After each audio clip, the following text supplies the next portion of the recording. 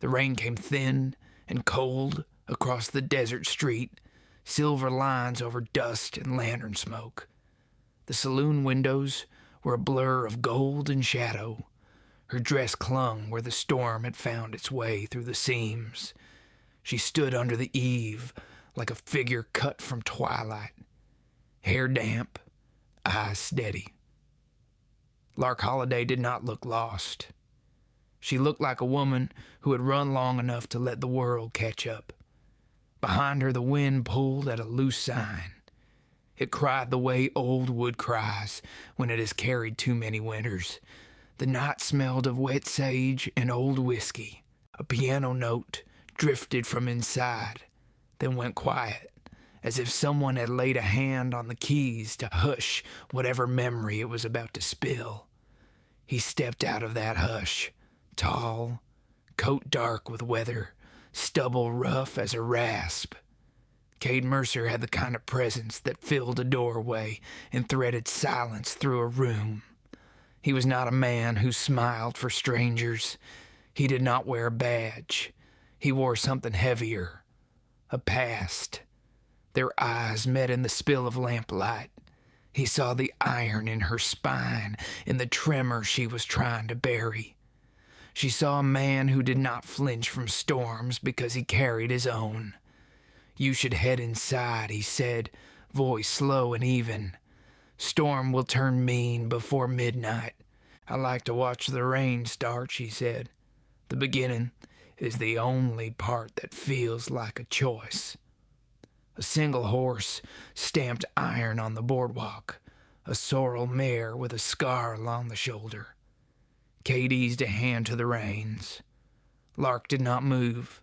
Her gaze drifted to the far end of the street where the black mouth of the livery waited and where secrets like to nest. "You running from something?" he asked.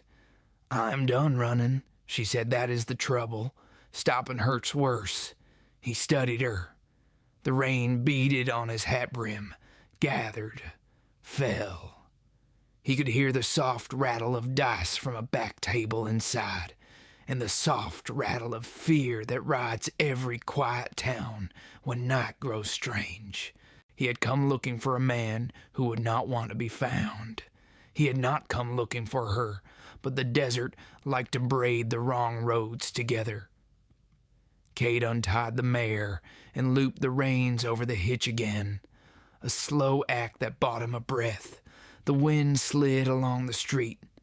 A door banged open across the way, then slammed shut. In that quick flare of noise, he caught it. Footsteps behind the rain. Careful, measured. Predators like to listen to their teeth. "You got a room?" he asked. "No." She kept her eyes on the livery. "I thought I might." The saloon girl inside laughed. It was not a happy sound. Cade turned his shoulders to shield Lark from the rain without making it look like kindness. He did not know who she was. He already knew she was a complication. "Tell me your name," he said. "Lark Holliday." He nodded once. "Cade Mercer." Her mouth shaped the syllables as if rolling them for grit. Men had told her to trust, and men had cached that word for their own gain. She could feel the old lesson try to rise. But this was not a man selling easy shelter. This was a man who could stand still in a storm and not ask the storm for permission. Lightning showed the ridge line like a bone. Thunder came a breath later. The piano started again, softer, as if the player knew better than to wake anything that was sleeping wrong. "You can take the corner room upstairs," Cade said. "It locks. Keep the key under your palm when you sleep." "Why would you give me that?" she asked. "Because there are two men watching this street who do not belong to this town. Because I am not the kind that looks away." She did not ask how he knew. He had the eyes of a man who could draw a map by listening. She felt heat climb her throat despite the rain. Not desire yet. Something wider. Relief shaped like a stranger. She did not notice her hands until she realized they were shaking. She folded them together and set them at her waist. His gaze found the tremor and then left it alone. That leaving was its own kind of touch, the safe kind, the rare kind. But then she whispered, "I was promised safety once." It lasted the length of a lie. Cade shifted so that his body blocked any shot that might walk the street. He should have gone to the far end where the livery dark was breathing. He should have stayed with the hunt that had put him on this trail. Instead, he stood with a woman who smelled like rain and road dust. The choice felt like it had already been made. "You were promised too little," he said. She looked up at him. The lamplight cut gold into the water on his jaw. Her heart did that old hurt that feels like a door that will not open because you forgot the key years ago. She had taught herself to breathe past it. She had not taught herself what to do when a man did not press or pry. "There's a scar on your mare," she said. "Long?" "Old." Cade glanced back at the shoulder. "Barbed wire on the Colorado Plateau," he said. "Wind caught a loose strand and made it sing. She broke free anyway. Sometimes you bleed for distance." Lark swallowed. Her eyes went to his hands. They were rough, not cruel. The distinction mattered to her in ways she did not say. A wagon rolled somewhere out of sight. A child laughed. The sound ran across the rain and then faded, as if it had been a memory instead of a night sound. Inside, the barkeep lifted his chin at Cade. The signal was small, but not small enough. Trouble at the far table, the kind that could grow legs. Cade did not move yet. He felt the timing, like a horse feels a shift in a rider. "Stay to the edge of the room if you come in," he said. "Walls tell you more than people do. You think I am in danger. I think the word danger is already in the room, waiting for you to follow it." Her breath hitched. The confession in the sound was quiet. He did not ask her to explain it. He did not need the why to know the what. A past does not have to be named to be real. He opened the saloon door and let the heat and smoke wash over them. Lark stepped in first. He followed, placing himself to her left, where his draw covered the long mirror and the back stairs. The piano player did not look up. The far table did. Two men who wore their coats like armor, eyes small, one with a hat too clean for the weather. The other dragged a finger around the rim of his glass as if circling a name. Cade felt the weight shift on the floorboards. He could read it like a page. The barkeep kept drying a glass that was already dry. Lark kept close to the wall, gazed low, then lifted. She did not shrink. She measured. One of the men stood, the clean hat. He smiled without warmth. "You are late, Miss Holliday." Cade did not look at Lark. He watched the other hands in the room. He counted the breaths between words. He let silence do the work of a threat without moving an inch. Lark set her palm on the bar. The tremor was gone. The piano stopped again, as if every wire string had been held still by a single thought. It was the kind of pause that separates before from after. If this story has warmed a quiet corner of your heart, stay close. The night has more to tell. The man with the clean hat didn't flinch when Cade turned. He just smiled, the way men smile when they've already chosen violence and are waiting for permission to draw. The other one, the quiet shadow behind him, moved a thumb along the edge of a revolver. Rain beat harder on the saloon roof. Every drop sounded like time running out.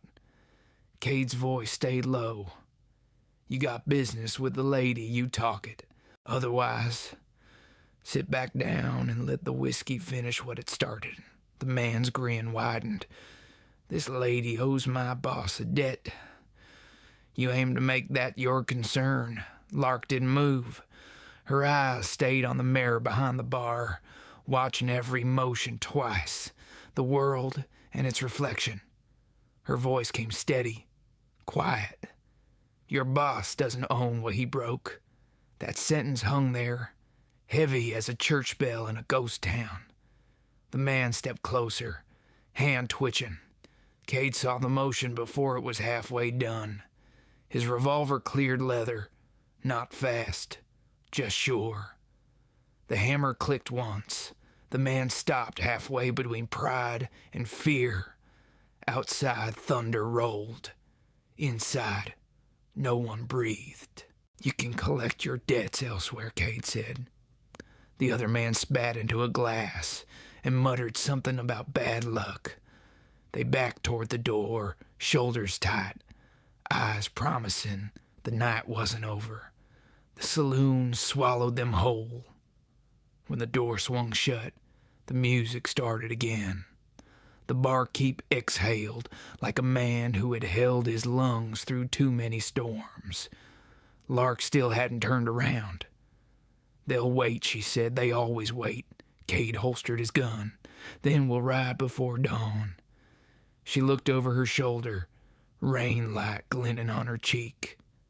You think I'm leaving you in this town after that? He asked. I think you don't know me. He met her gaze. I don't have to. You look like someone who's been hunted too long. She wanted to laugh, but couldn't. Instead, she reached for the whiskey bottle the barkeep left and poured 2 uneven glasses. Cade took one. The burn was familiar. It reminded him he was still alive. You always draw that quick for strangers? She asked. Only when the air smells like gunpowder before the match is struck. She studied him, then said softly, You've done things that don't let you sleep easy. He didn't deny it. You too. Her hand trembled when she set the glass down. He caught the motion again, not weakness, but memory. The kind that bites when it thinks no one's watching. When did you stop trusting people? He asked. When trusting started costing blood, she said. The storm deepened outside. Wind clawed at the shutters, dragging sand through the cracks. Cade turned toward the window. 2 silhouettes moved across the street, slow, circling. Same men. The debt collectors weren't gone. They were patient. Upstairs, you'll be safe till morning, he said. Safe isn't real, she replied, but thank you for pretending it is. He gave her the key anyway. She took it, fingers brushing his. A spark, small but real. Not desire yet. Recognition. 2 people carrying the same ache in different shapes. Lark climbed the stairs. Her boots left a wet trail that caught the lamplight. Cade watched till the door closed. He waited for the sound of the lock. Then he turned back to the barkeep.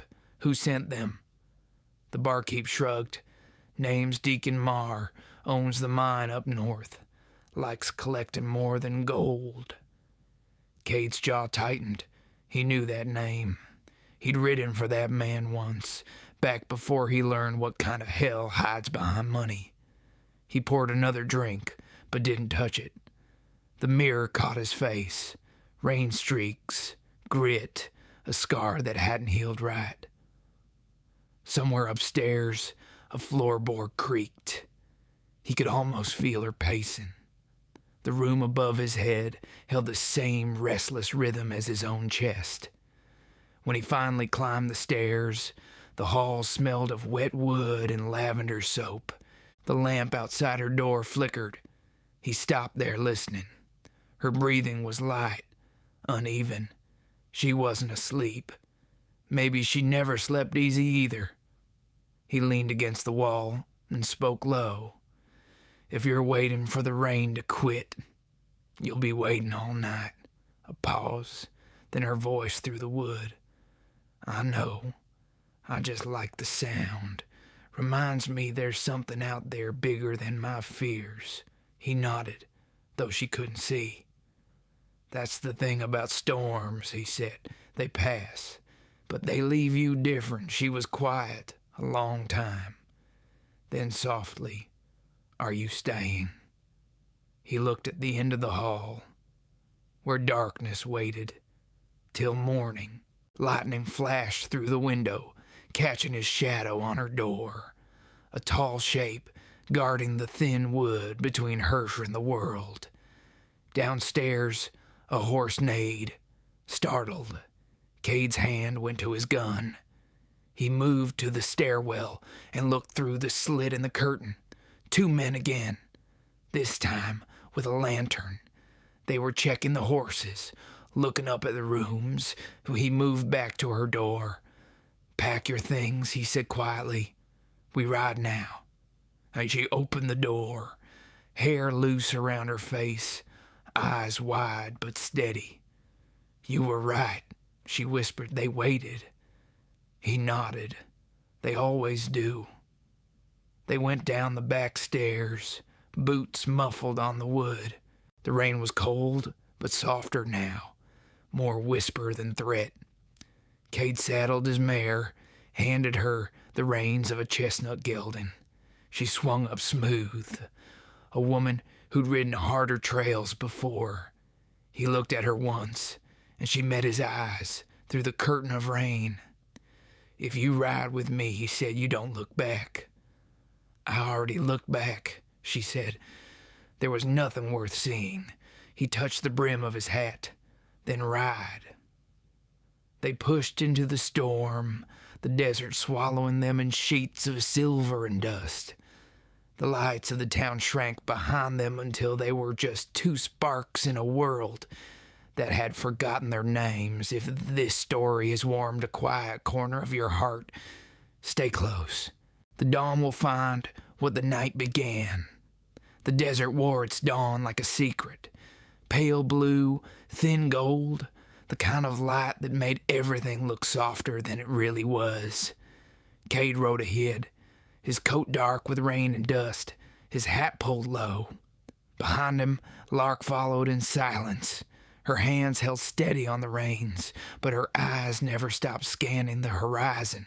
They had ridden all night, chasing distance like it could save them. It couldn't, not really, but it made breathing easier. When the sun finally pushed over the ridge, Cade slowed the mare and looked back. She was still there, tired, soaked, but proud.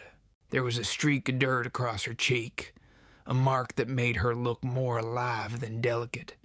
He admired that. We'll rest here, he said. She didn't argue. They pulled into a shallow canyon where cottonwoods bent low to drink from a thin stream. The air smelled of wet clay and horse sweat. Cade dismounted, led the mare to water, then turned to help her down. She hesitated. He saw it, that small, instinctive distrust that had been carved into her bones by men who used kindness as a trap. He didn't insist. He only waited, hand open steady. After a moment, she placed her fingers in his palm and stepped down. Her boots sank into the mud, her breath caught on the cold air, and for a heartbeat she forgot to let go. Thank you, she said. You're welcome. They stood close, rain dripping from the brim of his hat onto her shoulder. He wanted to pull away, but didn't. Something about her quiet steadiness made him stay. She turned from him, went to the stream, and knelt beside it. The water mirrored her face, half shadow, half light. You didn't ask what they wanted from me, she said. Didn't seem like my place, he replied. Maybe it should be. He sat beside her, unbuckled his gun belt, and set it down between them. The gesture was simple, almost careless, but it meant trust, or the start of it. "Tell me if you want to," he said. Lark's fingers traced a ripple in the water. It broke her reflection into shards. "He wanted me to marry his son," she said. "Deacon Marr. Promised me a home. Promised my mother medicine, all lies. When I found out what kind of men they were, I ran." Cade's jaw tightened. "And now they want you back. They want to silence me. I saw something I wasn't supposed to." She turned to him. Her eyes held the kind of fear that wasn't loud, the quiet, steady kind that burns for years. He didn't ask what she'd seen. He just nodded once. "Then we keep moving." She looked at him for a long time. "You don't even know me. I don't have to. Some things you just stand beside because they're right." Her breath shook. The words hit something soft in her chest she'd been guarding too long. The horses drank. The light warmed the canyon walls to a dull red. The world felt almost peaceful again, but Cade knew better. He always did. He unrolled a blanket, handed it to her. "Rest while you can." "I'll keep watch. You always play protector," she asked. He almost smiled. "Only when trouble looks like you." She lay back on the blanket, turning away to hide the small curve of her mouth. Sleep came slow but deep, the kind that comes after too many nights of running. Cade watched her. The rise and fall of her breathing steadied something inside him he hadn't realized was still breaking. He thought about Deacon Marr, about the mine up north where men went in and didn't always come out. He'd ridden for that man once, saw enough to know there were things buried in those tunnels that weren't gold. A hawk cried overhead. Cade's hand drifted to his gun out of habit. The morning still looked calm, but the desert liked to lie. When Lark stirred awake, the sun had climbed high. Her hair dried into loose waves, and her eyes found him sitting under a rock ledge, sharpening his knife with slow, measured strokes. "You don't sleep, do you?" she asked. He looked up. "Not often." She sat beside him, pulling her shawl tighter. "What did you do before this? Before being the man who saves strangers?" He hesitated. The sound of metal on stone filled the pause. "Once I worked the same mine Deacon owns. Learned what kind of mercy money buys. Walked away when I couldn't breathe any more. You walked away alive. That's more than most." He nodded. "That's the curse of it. You walk away, but you keep hearing the ones who didn't. The quiet stretched between them, heavy but honest." Then she reached for his hand, not to hold it, but to stop the motion of the knife. "You don't have to keep fighting ghosts, Cade." He met her gaze. The morning wind moved through the canyon, carrying the smell of rain and iron. "Some ghosts keep you sharp," he said, "and some keep you from ever feeling safe." The air between them tightened. A hawk's shadow crossed her face, and for a heartbeat they were just two survivors caught in the same stillness. Cade wanted to say something, but the sound of horses on rock cut through the quiet. He rose in one motion, scanning the ridge. Riders. 2, maybe 3. She was on her feet in an instant. "They found us." He nodded. "Mount up. Keep to the riverbed. Don't stop till you see me behind you. And if I don't, you will." She hesitated, not from fear, but trust trying to be born in the middle of danger. Then she swung into the saddle, spurred the chestnut forward. Cade stayed behind, watching dust rise from the ridge as men appeared, rifles glinting in the sun. He drew his gun, calm, steady. The old fire in him came alive again, not for revenge, but for protection. The first shot cracked across the canyon, echoing off the stone. Cade answered it with one of his own. The fight had found them again. But this time, neither of them was running alone. If this story has warmed a quiet corner of your heart, stay close. The wind still carries what they haven't said. The canyon roared with gunfire. Dust leapt from the stone walls. Lark's horse stumbled at the echo, then found its footing again, hooves striking sparks on the rock. She didn't look back. She didn't need to. She could hear Cade behind her, the rhythm of his shots, slow and certain. The riders split. One came down toward her. Another looped high on the ridge. Cade took the third, the one foolish enough to stay in the open. The man fired twice. Cade answered once. The shot found him clean. Lark turned into the riverbed as he'd said, water splashing cold against her legs. The chestnut ran hard, the rain slick in her hands. Behind her, the air burned with noise and fear. Cade rode through it like he was born for storms. He closed the distance on the man chasing her. The outlaw looked back just once. That was all it took. Cade's bullet caught the edge of his hat. Then the man fell, swallowed by the rush of the river. The last rider fled. Cade didn't chase. Some devils weren't worth the bullets. He found Lark a mile down, kneeling by her horse, one hand pressed to its neck. The animal breathed hard but steady. She was shaking, though she tried not to show it. "You hurt?" Cade asked. "No, he's just spooked." He dismounted, tied his mare, and went to her. His hand brushed her shoulder, warm, solid. She looked up, and all at once the sound of the gunfire faded. The world shrank to the space between them. 2 breaths, 1 heartbeat. "You did good," he said. "I ran." "That's how people stay alive, Lark." Her voice broke. "I hate that I'm always running." He crouched, his face level with hers. "Then stop. For a minute right here." The words weren't soft, but they held something stronger than gentleness. Permission. She nodded once, tears mixing with the dust on her cheeks. He didn't reach to wipe them. He just stayed there, a quiet wall between her and everything else. When her breathing steadied, she whispered, "You shouldn't have stayed back for me." He looked out over the river. Didn't have much choice. There's always a choice. Not for me.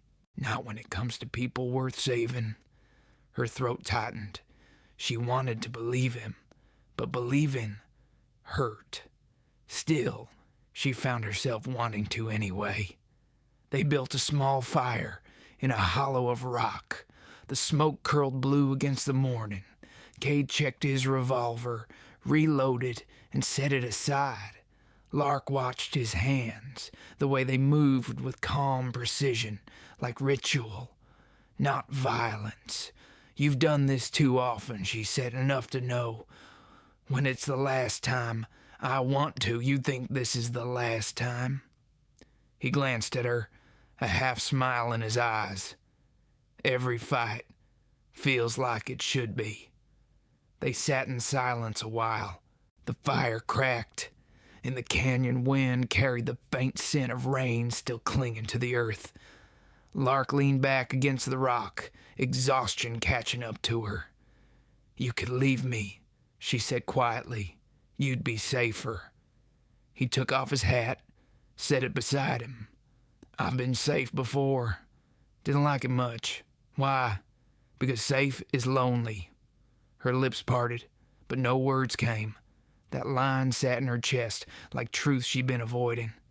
After a while, she asked, "What did Deacon Marr do to you?" Cade stared into the fire.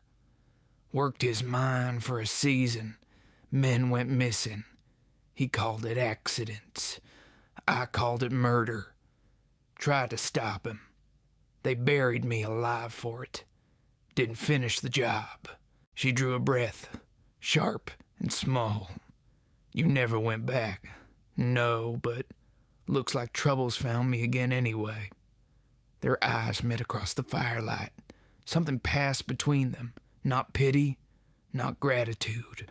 Recognition. 2 lives broken by the same man in different ways. She whispered, then maybe we stop running.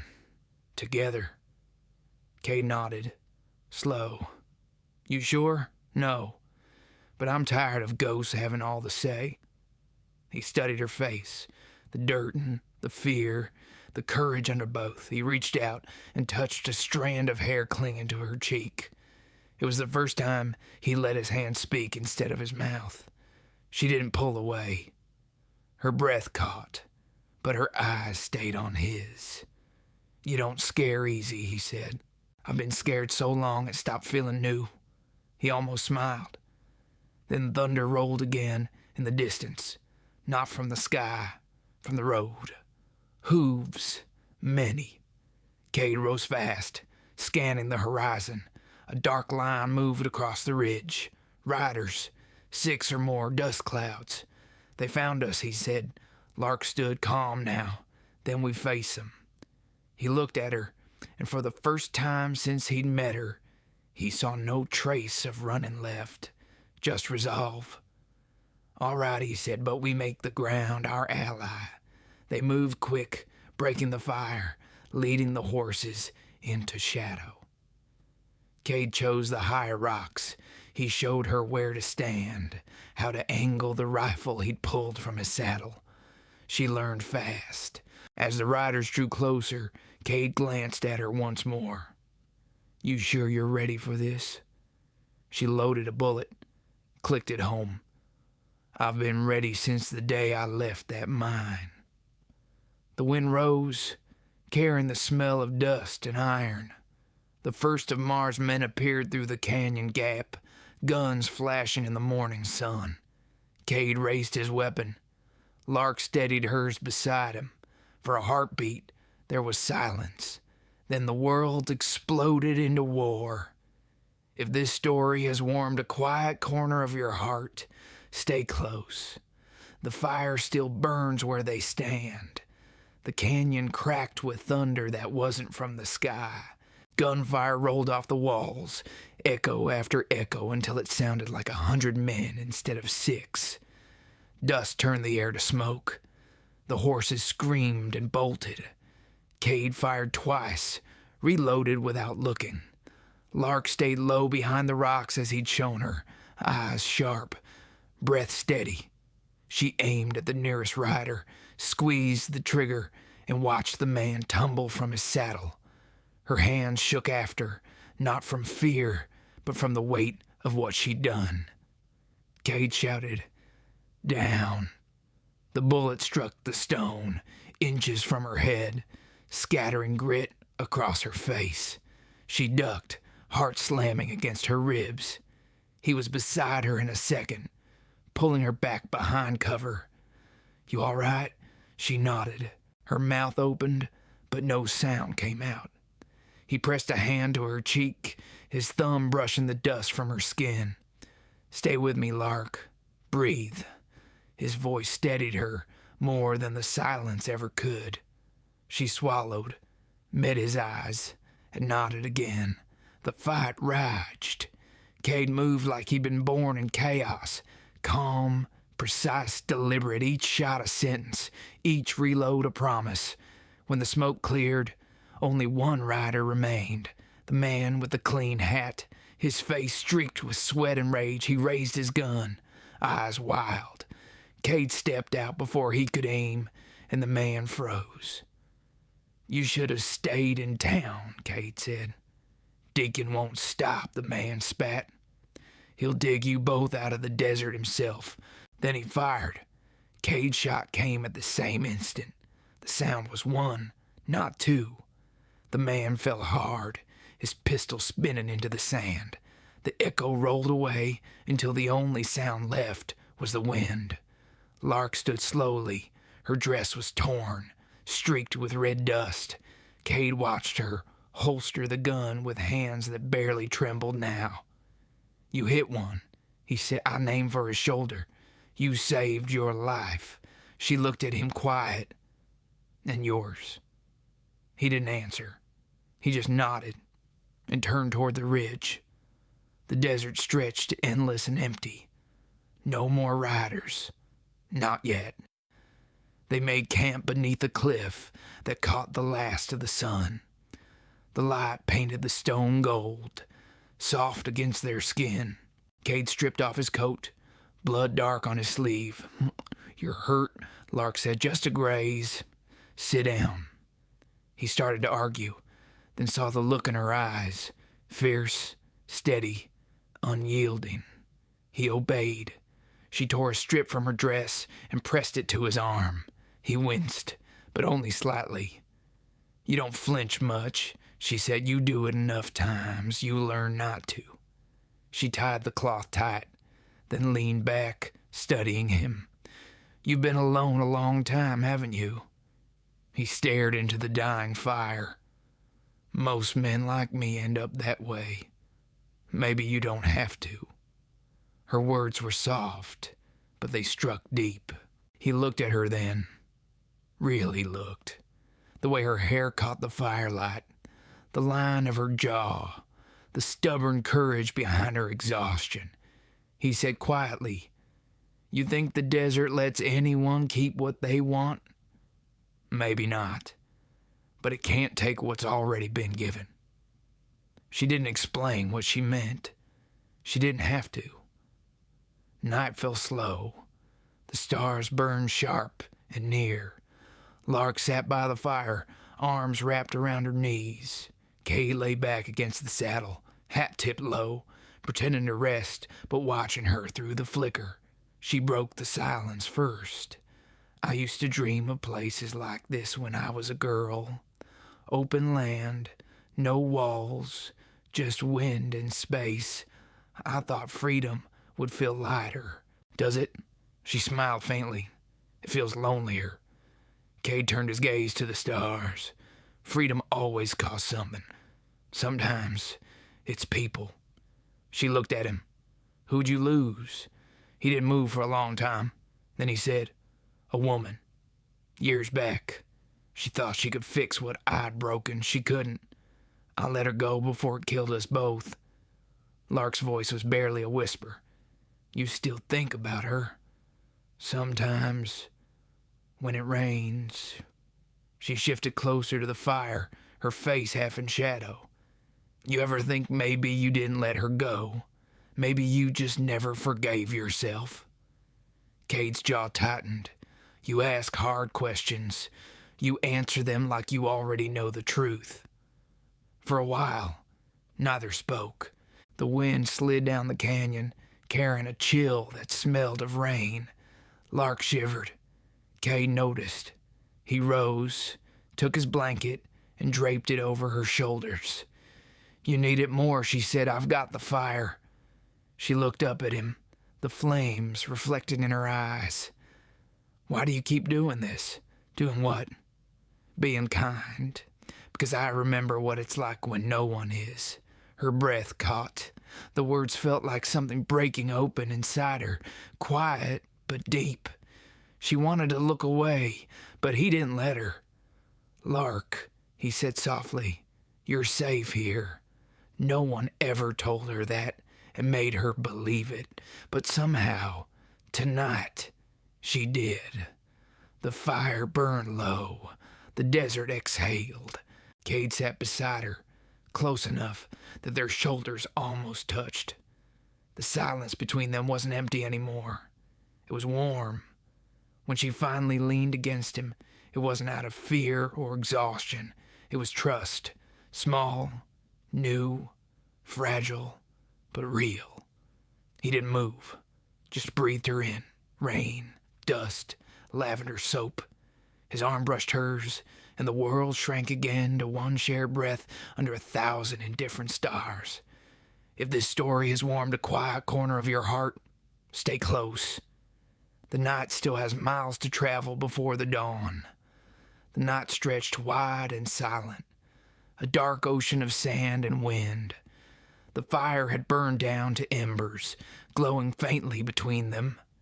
Cade hadn't slept. He rarely did, but he listened to the wind, to the horses shifting, to her breathing soft beside him. Lark stirred under the blanket, her voice rough from sleep. "It's still dark." "Almost morning," he said. She sat up, the blanket falling from her shoulders. Her hair caught the faint orange of the coals. For a moment, she didn't speak. Then she whispered, "I dreamed of the mine again." He turned his head toward her. "What happened there?" Her fingers twisted the edge of the blanket. "They made men dig through walls that were ready to collapse. Told us it was God's will when they didn't come back. I brought food once. I saw what was left of them. Deacon smiled when I cried. Said fear keeps people working." Cade's jaw hardened. "You saw him kill them." She nodded, and he saw me see it. He looked away at the horizon, where the faintest thread of dawn began to lift. The light didn't comfort him. It only meant they had less darkness to hide in. "We'll end it," he said. "You sound sure." "I'm not. But I'm done watching men like him run free." Lark studied him quietly. "You don't even know what you're walking into. Doesn't matter. It matters to me." Her voice caught him. The way she said it, low, fragile, honest, stopped his breath for a beat. "You care that much already?" he asked. "I don't know what to call it, but when I saw you standing in that rain, I stopped feeling like prey." He let the words settle. They felt heavier than bullets. When the light grew stronger, they packed what little they had. The world around them turned pale gold. They mounted up and rode north toward the dark line of mountains where the mine waited, a scar carved into stone and greed. The hours passed slow. The land shifted from open desert to hard rock, cut by dry creek beds and twisted pines. Cade rode silent, eyes scanning every ridge. Lark followed, her gaze steady on his back. She found comfort in the way he rode, controlled, patient, like he trusted the earth to tell him what was coming. By midday, they reached a narrow pass. The old trail cut between cliffs, high and close enough for an ambush. Cade raised his hand, slowing her horse. "Quiet now," he said. He dismounted, checked the ground. Fresh prints. At least 3 riders had come through this way within the day. He motioned her down. "We'll lead them through. Less noise." They walked, reins in hand, boots crunching on gravel. The sun hammered down, hard and merciless. Sweat stung their eyes, but they kept moving. Lark broke the silence first. "When you worked for Deacon, did you ever see him face what he did?" Cade shook his head. "Men like him don't face anything. They make others pay the price." "Then what makes you think we can stop him?" He stopped walking and looked back at her. "Because this time, he took something that can't be bought back. Your peace. And I'm tired of watching good people lose to cowards." Her throat tightened. She wanted to argue, to tell him she wasn't worth saving, but she couldn't make herself say it. They reached a bend where the trail widened into a small flat ledge overlooking the valley. Cade scanned the distance. No movement. Still something in the wind made his skin prickle. He turned to speak, and a shot split the silence. Lark dropped to the ground as Cade drew, firing back toward the cliffs. A man's voice cursed above them. 2, maybe 3, hidden in the rocks. Cade shouted, "Move!" They ran for the cover of a boulder. Another shot hit the ground. Near Lark's feet, she stumbled, fell hard. He was there in an instant, dragging her behind the stone. "You hit?" "No, just the ground." He peeked out, fired once. A scream answered from the ridge, 1 down, but the others weren't retreating. "Stay low," he said. He climbed to the edge, found a better angle, and fired again. The echoes rolled off the canyon walls. When the last shot faded, the only sound left was their breathing and the wind through dry brush. Cade dropped beside her, panting, sweat and dust streaking his face. She reached out, touched his arm without thinking. "You could have been killed. So could you." She shook her head. "You didn't have to stay." He looked at her, eyes dark and steady. "I told you, I don't walk away from the right kind of trouble." She smiled through tears she didn't want to admit were there. "Then maybe I'm glad I'm trouble." The tension between them shifted, warm and dangerous. He felt it pull like a tide, the space closing, the silence thickening. Her hand stayed on his arm, and his breath slowed. The storm inside him had been building for years. Regret, guilt, the ache of things he couldn't undo. But now, in her eyes, there was something that made the noise go quiet. "Lark," he said softly. She looked up. "Yes." He reached up, brushed a strand of hair from her cheek. His fingers lingered. The world around them blurred. Dust, heat, silence. Then thunder rolled again, closer this time. Not gunfire. Real thunder, dragging clouds over the mountains. He dropped his hand. The moment gone. "We need to move. Storm's coming." She caught her breath, nodded, and rose. He followed. Together they led the horses down the trail as the first drops began to fall. Slow, heavy, cold. By the time they reached the valley floor, the rain had turned to a torrent. Cade found an old line shack half buried in sage and led her inside. The roof leaked. The boards creaked, but it was shelter. He lit a small fire, the flame trembling against the wind. Lark stood by the doorway, rain dripping from her hair, dress clinging to her skin. "You ever think the storms follow you?" she asked. He looked up at her, the firelight catching in his eyes. "Maybe they just know where they're needed most." She laughed softly, a sound that felt like light in the dark. Then she stepped closer to the fire, close enough that the warmth brushed both their faces. Outside, the rain beat harder.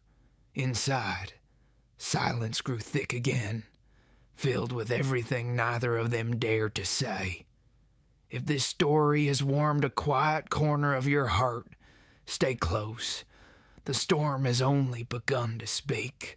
The storm poured against the shack like 1,000 fists. Rain hammered the roof. The wind howled through the cracks, and the night glowed in flashes of white fire. Cade and Lark stood by the trembling fire, faces caught between light and shadow.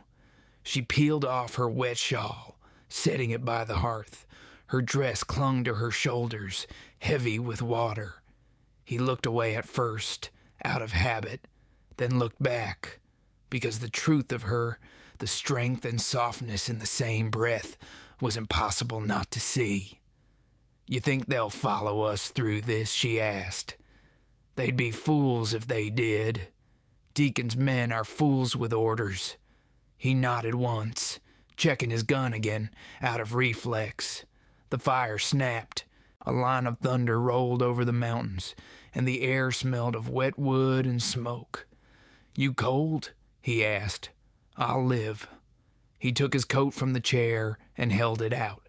She hesitated, then slipped into it. The leather was worn, soft from years of dust and weather, still warm from him. It hung heavy on her shoulders, but she didn't mind. "Thank you. You can thank me when the storm passes."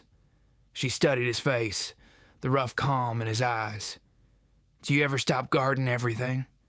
He almost smiled. "If I did, I wouldn't have made it this far. Maybe that's not the same as living." Her words landed like quiet truth. He didn't answer, didn't look at her. He crouched beside the fire, feeding it Another piece of wood. The glow brushed his jaw, highlighting the scar near his temple. She knelt beside him, her knees sinking into the dirt floor. For a long moment, neither spoke. The world outside was all wind and rain. Inside was just breath. Lark's voice came softer now. When you said you were buried alive, how did you get out? He didn't move for a moment. They left me in a shaft when the wall gave. I clawed through with my hands. Took a day and a night. I still see the dark sometimes when I close my eyes. She reached for his hand, slow, unsure, but he didn't pull away. Her fingers brushed the scar tissue across his knuckles. You don't have to keep carrying it alone, she said. He looked at her, the firelight flickering in his eyes. You think you could carry it for me? No, she said, but maybe I could walk beside it. Something inside him shifted. He felt it like the first crack of light at dawn. A warmth he didn't trust, but couldn't deny. He lifted a strand of hair from her face, his fingers trembling slightly. You've got more courage than anyone I've met.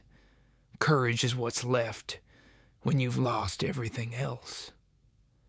Their hands stayed where they met, joined over the dirt, over the firelight. The storm outside deepened, the world drowning in thunder.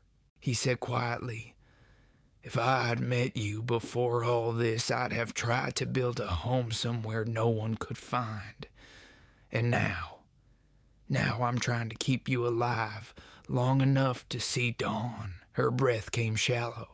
She leaned closer without meaning to, eyes searching his. The fire cast their shadows together on the wall, two outlines merging, breaking, merging again. Cade, she whispered. He felt her voice like a hand against his chest. He wanted to step back, to keep the promise he'd made himself years ago. No more hearts tangled in blood and memory. But she looked at him the way the desert looks at rain. Desperate and grateful at once. He closed the distance. Their foreheads touched first. Then her fingers slid to the side of his neck, and his breath broke against her lips. The kiss came slow, steady, unhurried. Not hunger, not possession, but recognition. The kind that feels like returning home after being gone too long. The thunder shook the walls. She didn't flinch. His hand cupped her face, thumb tracing the edge of her jaw. The taste of rain lingered between them. When they finally pulled apart, neither spoke. The silence carried more truth than words could hold. She rested her head against his chest. I thought I'd forgotten what this felt like. What's that? To be wanted without being taken. He exhaled, his hand sliding into her hair. You're not something to be taken, Lark. You're something to be met halfway. The words came out rough, honest. She felt them more than heard them. They stayed like that until the fire dimmed to embers. The storm eased to a soft rain. The world outside was still broken, but inside that shack, for a few hours, something whole lived again. When she finally drifted to sleep, her head still on his chest, Cade stayed awake. He watched the window, the gray light crawling slowly over the hills. He knew what came next. The calm before the last reckoning never lasted long. He looked down at her, hair tangled, lips soft in rest. Something inside him whispered that if he ever found peace, this would be the shape of it. He bent his head close and murmured, You deserve the world to stop running from you. Outside, the storm began to fade, and the first thin thread of dawn stretched across the desert sky. If this story has warmed a quiet corner of your heart, stay close. Dawn is coming, and not all storms are meant to end. The dawn came pale and bruised, bleeding through the rain clouds like a promise half kept. Cade stood outside the shack, his coat heavy with dew, eyes scanning the ridgeline. The desert was quiet again. Too quiet. Inside, Lark stirred. The fire had gone cold, and the scent of smoke still clung to the air. She sat up, pulling his coat around her, watching him through the doorway. For a moment, he looked like something carved from the land itself. Still solid, waiting for trouble he already expected. "You haven't slept," she said softly. He turned a faint smile under his unshaven jaw. Didn't need to. She rose, walked to him, bare feet brushing the dirt floor. "You always say that like it's a good thing," he shrugged. "A habit. Some habits keep you alive, and some keep you from living." He looked down at her. There was truth in her tone, the kind that hurt because it fit. She stepped past him, out into the morning. The air smelled clean, scrubbed by the storm. The hills glowed faint gold under a restless sky. For the first time in days, she felt something close to calm. He watched her take it in, the light, the space, the fragile peace. "You look like someone remembering what freedom feels like," he said. "Maybe I'm just learning it for the first time." Cade nodded. He wanted to believe that, for both of them. But the desert had a way of taking its payment for peace. When she turned back, his eyes were distant again, scanning the horizon. "They'll come, won't they?" she asked. He didn't answer right away. "Yeah, men like Deacon don't stop till they've broken what scares them. And what scares him? People he can't own." She nodded slowly. "Then maybe it's time he saw what happens when people stop running." He looked at her. This woman who had once trembled in the rain, now standing in the open with fire in her eyes. It made something deep inside him stir. "You sure about that?" he asked. "No," she said, "but I'm done being sure about fear." He almost smiled. "Then we end it together." They packed the horses, riding north. The air sharpened as the land rose toward the mountains. The mine lay ahead, carved into the rock like a wound. Cade remembered the way it smelled. Sulfur, sweat, blood, and the sound of men who worked for death they didn't choose. By midday, they reached the ridge above it. Smoke curled from the black mouth of the mine. Wagons stood by the shed. Guards with rifles walked the yard. Lark's breath hitched. "He still runs it. Looks that way," Cade said. She turned to him, voice low. "We can't take them all. We don't need to. Just him." He studied the yard again, tracing every path, every shadow.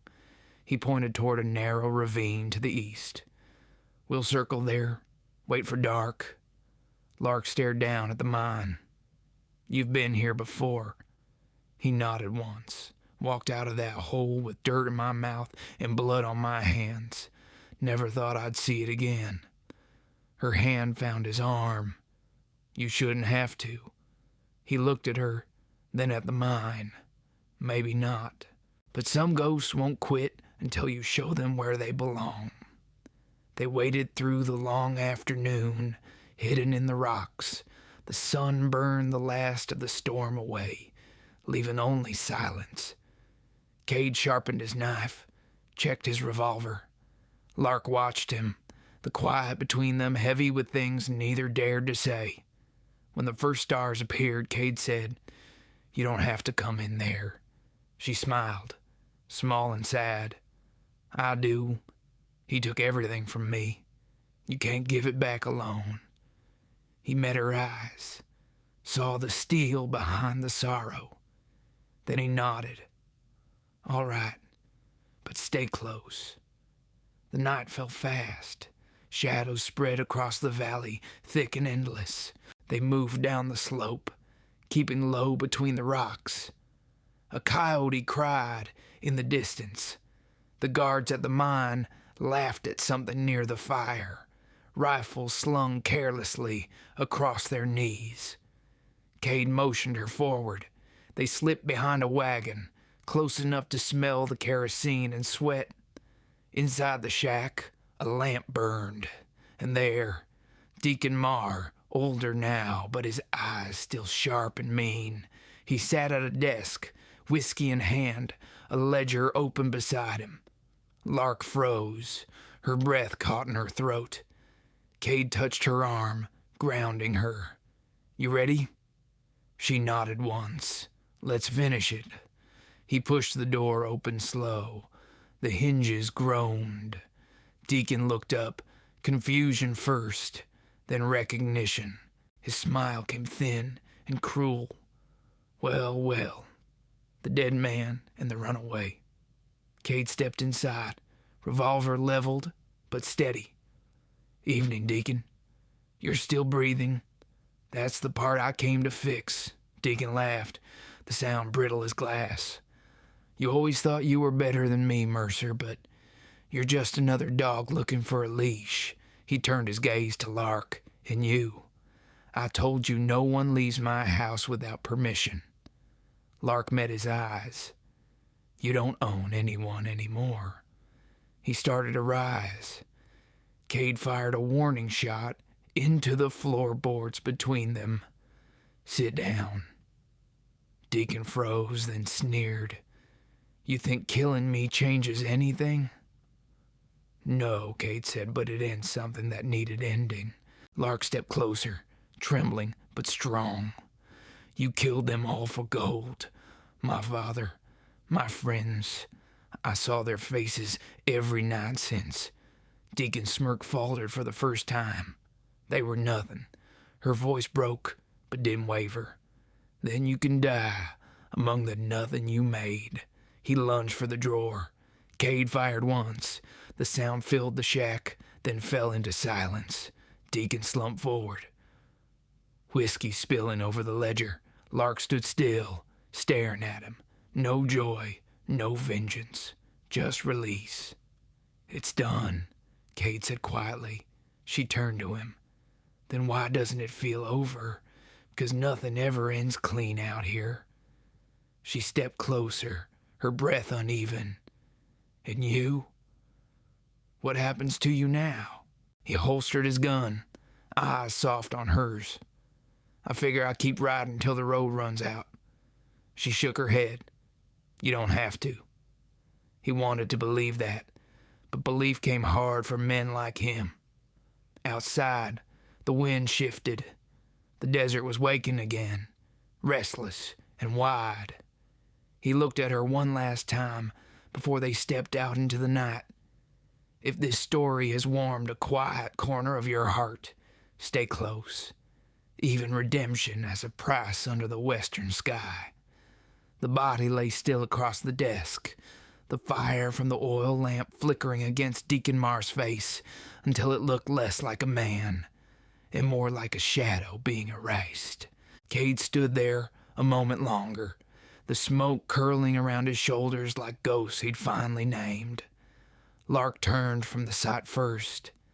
She stepped outside, the cool desert air biting through her. The stars were fierce above them, bright, merciless, endless. She drew Cade's coat tighter around her shoulders and listened to the wind moving through the dry sage. He joined her after a while. His boots scraped the threshold, slow and heavy. "It's done," he said. Her voice was quiet. "It doesn't feel like justice. It never does." He glanced back once at the shack, then kicked dirt over the small fire at the doorway. Smoke rose, thin and gray. It twisted into the night until it was gone. Lark asked, "You ever think about what you'd do if you didn't have to keep fighting?" He stared toward the ridge. The moonlight caught the edge of his jaw, the tired line beneath his eyes. "Don't know," he said. "Maybe I'd find somewhere quiet enough to forget my own name. And if someone found you anyway, then maybe that's the kind of trouble I'd stop running from." She smiled faintly, the first trace of warmth since the shot, but beneath it, something else stirred. Fear, not of the past, but of what came after. They saddled the horses. The mine loomed behind them, silent at last. Cade struck a match and tossed it into the shaft. For a heartbeat, fire crawled down into the dark, lighting the old timbers and the rot beneath them. Then the earth rumbled, the sound deep and hollow, as if the land itself was swallowing its own sin. When it was done, he whispered, "Now they can rest." They rode south through the night. The desert stretched wide, silver under the moon. Lark rode beside him, the wind pulling strands of her hair free, her face calm but unreadable. After a while, she said, "You don't plan to stay, do you?" He looked at her, but didn't answer. "You saved me, Cade, more than once. But I can see it, the way your eyes keep looking for a road." He breathed out slow. "A man like me doesn't settle. Not for long. Maybe you just never found the right reason." He turned his face to the horizon. "Reasons don't stop ghosts, Lark." "No," she said softly, "but love might." The word hung there, quiet, uninvited, true. He didn't speak, didn't need to. The silence between them was answer enough.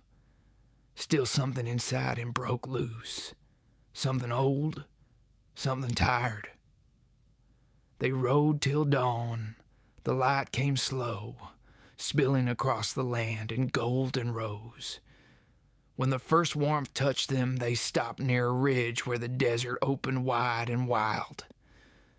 Lark dismounted, walking to the edge. "Look at it," she said.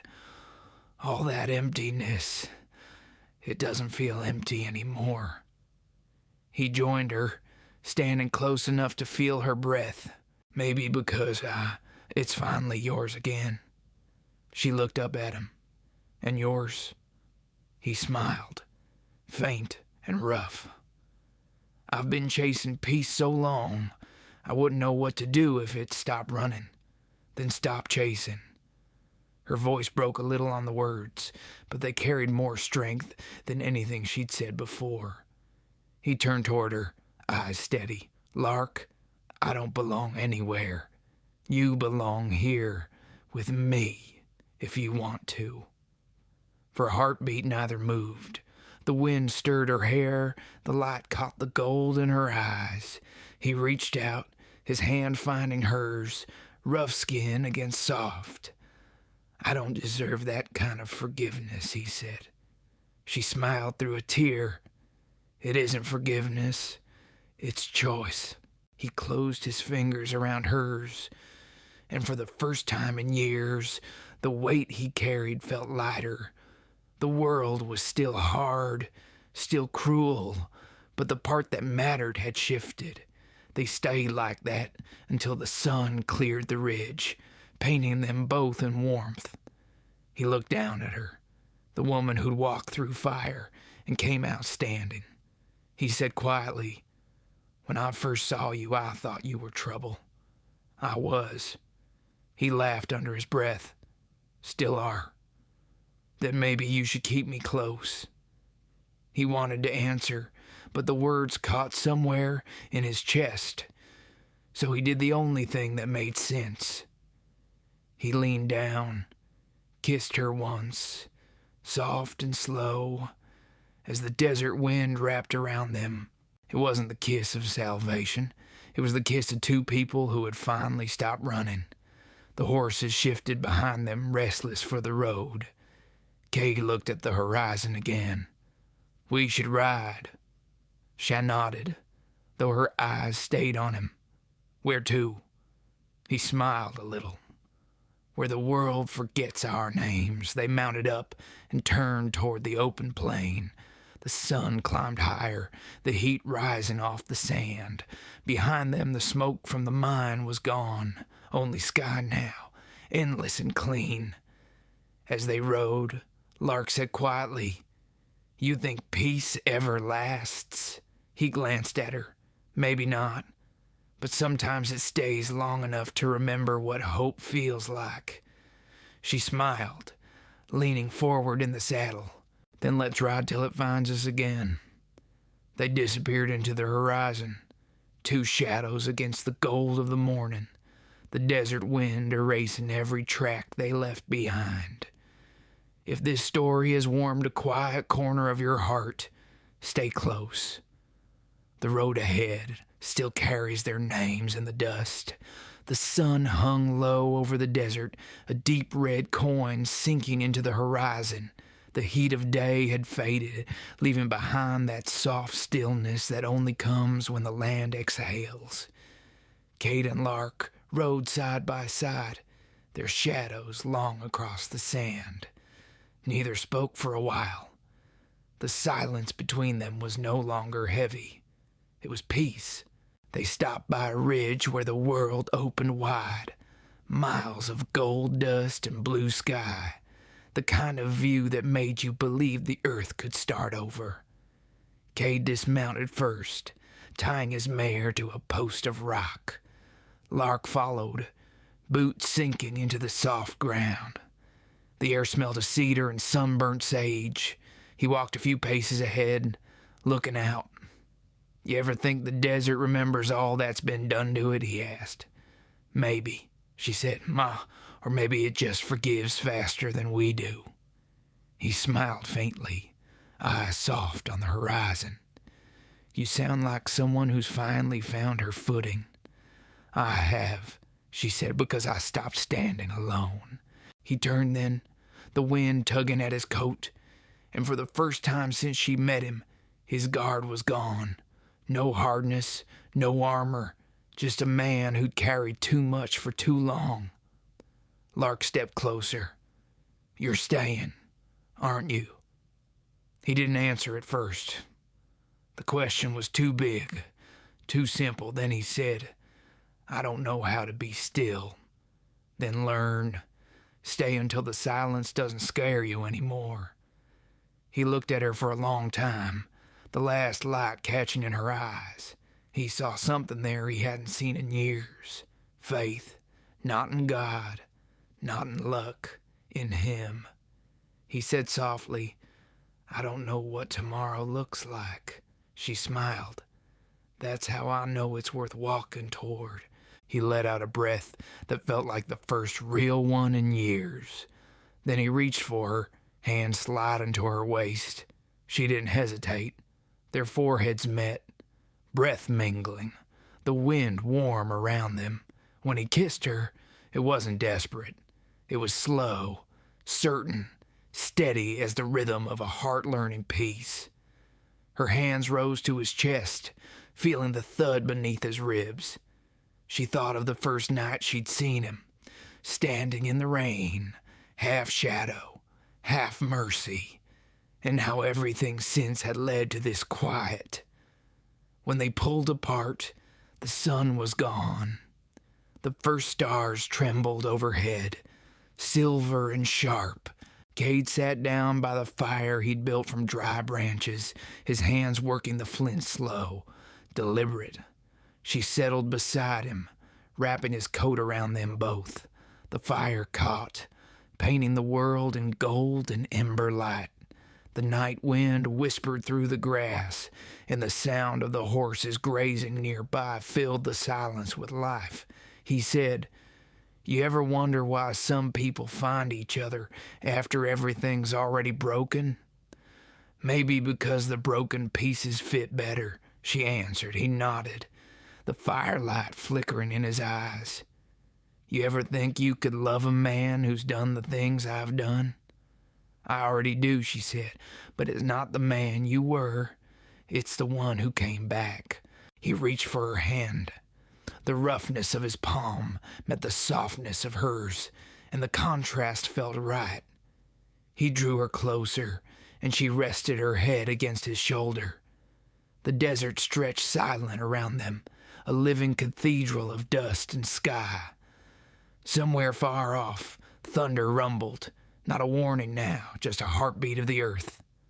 Lark said quietly, "I used to think love was something that burned too bright, too fast. But maybe it's more like this, fire that lasts through the cold." Cade smiled, his eyes on the flames. Then, "We'll keep it burning." They stayed by that fire until the stars thickened and the night folded around them. No more running, no more ghosts, just breath, warmth, and the sound of two hearts learning how to rest. When sleep finally came, it found them together, her hand still in his face turned toward the glow. The fire burned low, and the desert wind carried the smoke into the dark, curling it toward the mountains like a prayer too quiet to name. By morning, they were gone, two riders moving slow through the new light, side by side, their tracks fading behind them. The sun rose again over clean sand, and for once, the land felt forgiven. If this story has touched a tender place in your heart, let your light stay with us. Comment, share, and subscribe so this Western fire keeps burning for you.